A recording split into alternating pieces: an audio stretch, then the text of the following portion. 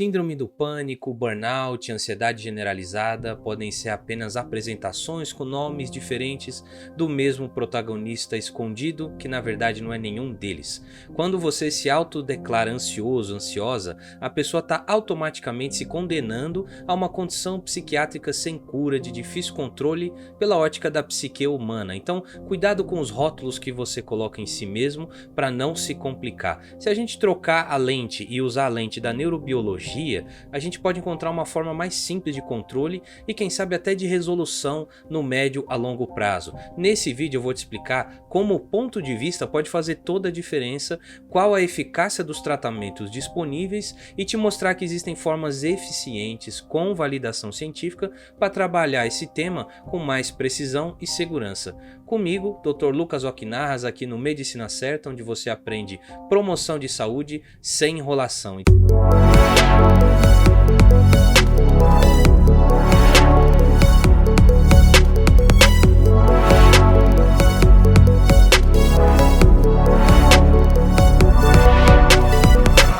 Então vamos lá. Olha, segundo o relatório de 2019 da OMS, o Brasil já é o país com maior proporção de pessoas com ansiedade no mundo, sendo que em escala global isso já afeta mais de 300 milhões de pessoas e mais ou menos 280 milhões de pessoas sofrem de distúrbio depressivo no mundo.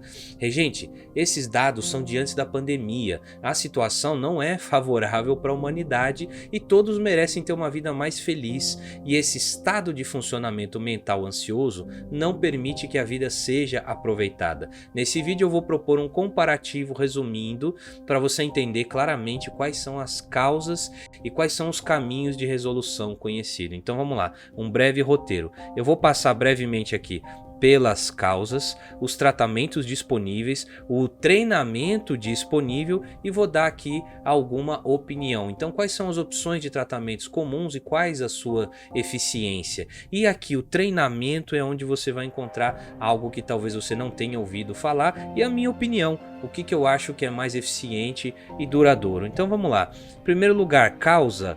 Meu amigo, causa da ansiedade, existe um consenso geral de que não tem causa. A causa ela é desconhecida, sendo que sempre vem aquela história de ser multifatorial, uma condição muito complexa, com fatores genéticos, biológicos, químicos, ambientais, que fazem com que o quadro ansioso se estabeleça. Saber disso pode facilitar ou dificultar muito o controle do estado ansioso, você vai entender até o final do vídeo. Então, também é um senso comum que existem gatilhos, só que esses gatilhos que originam ansiedade, regente, são infinitos, porque eles podem deflagrar ou acentuar o estado ansioso a depender dos eventos que cada pessoa vive. Isso é muito aleatório, né? Então, quando olhamos a situação com essa lente de infinitas combinações, tudo parece perdido. É como você tentar montar um quebra-cabeça de infinitas peças, só que a imagem final muda o tempo todo, dependendo de tudo que vive. Então, regente, por isso que a maioria afirma de forma até um pouco clichê que a ansiedade não tem cura, tem tratamento. Ou seja, como eu falei, uma vez rotulado, já era, é prognóstico sombrio. A pessoa diz, eu sou ansioso, você é ansioso, é uma autocondenação aparentemente sem liberdade, é prisão perpétua. Afinal, como é que você vai resolver toda essa treta infinita? E se você não tem uma causa, você não tem como realmente curar, certo? Só se cura o que tem causa, concorda? Se a causa é corrigida, então o problema é resolvido. Como a origem é infinitamente complexa, a solução ela nunca vai ser alcançada. E eu não concordo com essa visão pessimista, talvez por ter uma visão ainda meio romântica, mas também por ter pesquisado mais a respeito de como tudo isso acontece do ponto de vista biológico. Então vamos colocar aí uma lente de neurobiologia na situação. Basicamente, a ansiedade inicia a partir do momento em que uma projeção de pensamento do futuro é interpretado como uma ameaça. Aí você terá um estado ansioso. Isso significa que não saber o que vai acontecer aciona o sistema do perigo no cérebro de forma exagerada. Se eu puder controlar um desses dois fatores, provavelmente eu vou ter um estado emocional muito mais favorável. E já me parece que pode haver uma maneira mais simples de entender, só de entender esse básico aqui. Então vamos aqui ao primeiro ponto. Qual a sua real capacidade de previsão do futuro? Ou qual é a capacidade que o ser humano tem? Praticamente zero. Né? Quase tudo que a gente imagina que vai acontecer acontece um pouco diferente, ou muito ou totalmente diferente, e a todo instante a gente pode ser surpreendido. Uma guerra, problema econômico, votação política, pandemia, trânsito, tanto faz. Um fato que é indiscutível é que a gente não tem controle do que vai acontecer. E aí vem uma proposta de resolução de distúrbio ansioso que eu considero pouco efetiva e simplista demais. Aquela história, ansiedade é excesso de futuro. Pronto, viva o presente. E, gente, o cérebro humano é feito para tentar acertar as previsões futuras. Não tem possibilidade de viver somente o presente. Isso é praticamente impossível. O segundo ponto já me parece mais interessante, que a interpretação excessiva da ameaça, e aqui reside o ouro. Se você entender esse ponto, você vai ver porque eu ainda tenho alguma esperança com relação a esse tema. Então, existe um centro cerebral da ameaça, denominado amígdala, que é essa bolinha aqui, a gente tem duas de cada lado. Se elas estiverem ativadas, a pessoa sente medo, ameaça, temor. Se o pensamento no futuro ativar a amígdala, vai ter ansiedade. Se não ativar a amígdala, não vai ter ansiedade. Então me parece mais inteligente a gente buscar uma forma de reduzir a ação amigdaliana, né? Porque mesmo que aconteça algo daqui a pouco a gente não sabe, a amígdala não precisa estar muito ativada, certo? Então, por que a amígdala fica muito ativada? Por toda a complexidade que eu expus no início do vídeo, né? Genética, eventos da vida, química, etc. E é nesse ambiente complexo que as diferentes terapias tentam atuar, fazer uma lista de gatilhos, resgate de traumas da infância, padrões de comportamento familiar e aquela infinitude de peças que tentam compor aquela imagem, só que a imagem muda a cada dia e é um trabalho importante e necessário de longo prazo, mas é muito fácil se perder no meio do caminho. Então, o que acaba acontecendo? Como é uma jornada longa, para amenizar os sintomas, existem as medicações que elas procuram modificar principalmente a bioquímica da serotonina do cérebro artificialmente. E aumentar a atividade da serotonina dá uma sensação de satisfação pessoal, que reduz um pouco aquele excesso de pensamentos futuros e induz até uma falsa sensação de segurança. Tá tudo bem, tô satisfeito. Olha, veja bem, as medicações elas podem ser úteis sim para alívio de sintoma, por tempo determinado, em situações de difícil controle, mas elas não vão modificar aquela ativação da amígdala, ou seja, por isso que elas não podem curar, entre aspas. Entre aspas por quê? Porque eu não acho que deva ser algo passível de cura, mas sim de ajuste. E aí é por isso, nenhuma sociedade acadêmica afirma que tem cura para ansiedade. O cenário psicológico é complexo e infinito. As medicações não atuam exatamente onde deveria.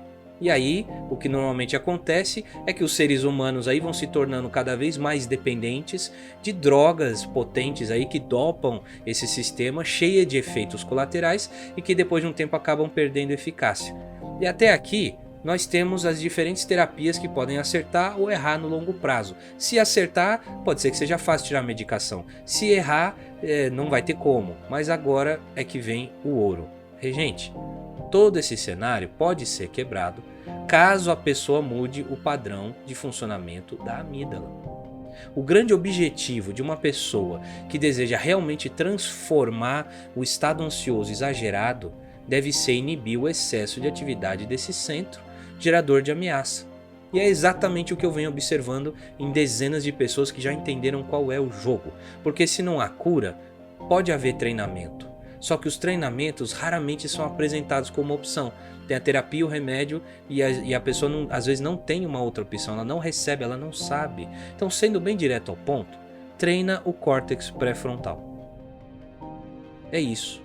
Por quê? Quanto mais predominante for o córtex pré-frontal, a amígdala será automaticamente inibida. É uma relação inversamente proporcional. A amígdala forte leva um comportamento ansioso, temeroso, nervoso, inseguro, agitado. Em quadros extremos, se houver medo de morrer ou a autopercepção exagerada, vira pânico. Se for relacionado ao trabalho, virou burnout. Eu sei que assim é fácil falar, né? Mas como fazer? Me explica aí, Lucas. Então, primeiro é preciso conhecer um pouco mais de como o cérebro humano funciona e aprender a utilizar com mais frequência o córtex pré-frontal. Aí você deve me perguntar, mas não tem receita de bolo? O pior é que tem. A receita já foi testada cientificamente? Já. Fui eu que inventei? Não. O treinamento da Clínica Mayo de estresse já existe desde 2010. Então não se trata assim de uma novidade, uma coisa milagrosa que eu inventei, mas é um conhecimento ainda raríssimo, pouco divulgado, mas de alta eficiência e duradouro.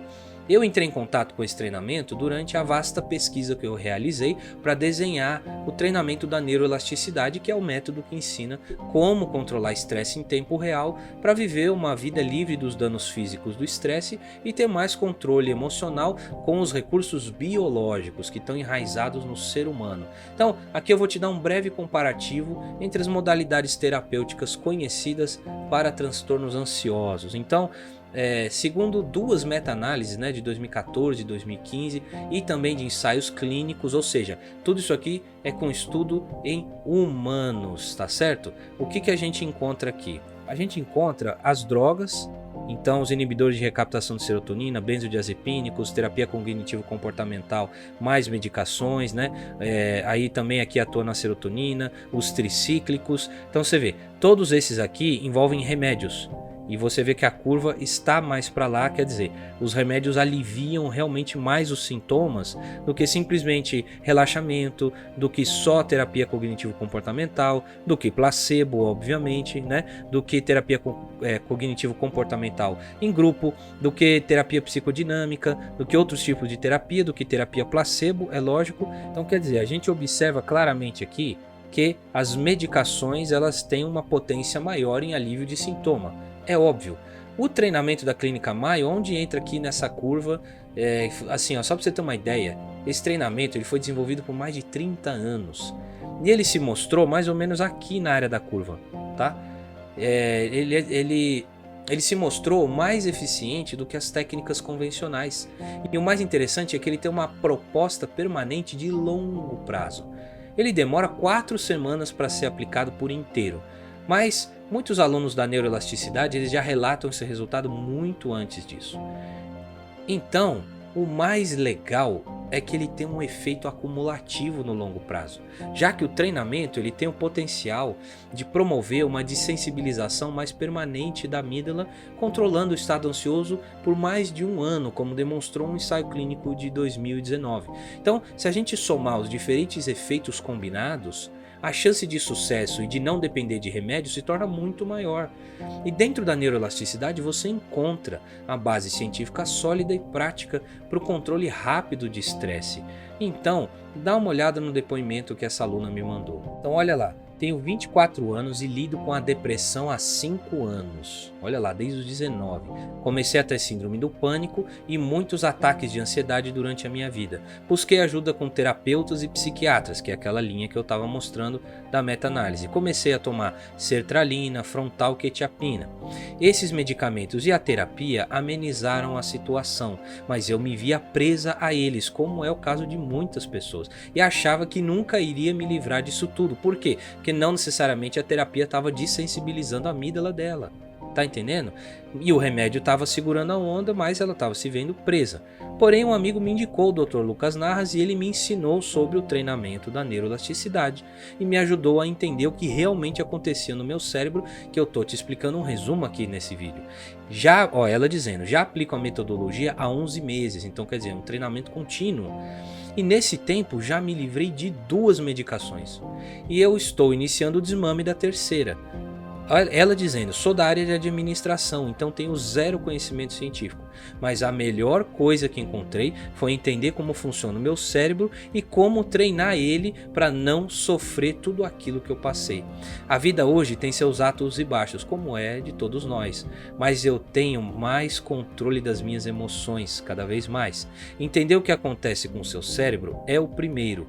Se eu tivesse conhecido esse método antes, teria aproveitado melhor a minha vida e economizado muita grana, tanto com terapias quanto com medicações, porque o treinamento, uma vez aprendido, ele vai sendo desenvolvido sem ter que investir dinheiro, certo? Uma vez aprendido. Eu falei que ia dar um pouco de opinião no vídeo, né? Então qual é a minha opinião disso tudo? Você não precisa ficar se condenando com rótulos. Um bom treinamento pode ser uma opção para quem não quer depender de medicações eternamente. Porque treinar me parece muito melhor do que só tratar. Então trata, mas treina. E para aprender o treinamento é só clicar no link abaixo e aprender o quanto antes. O protocolo da Clínica Maio que eu mencionei está dentro do módulo 4 da neuroelasticidade.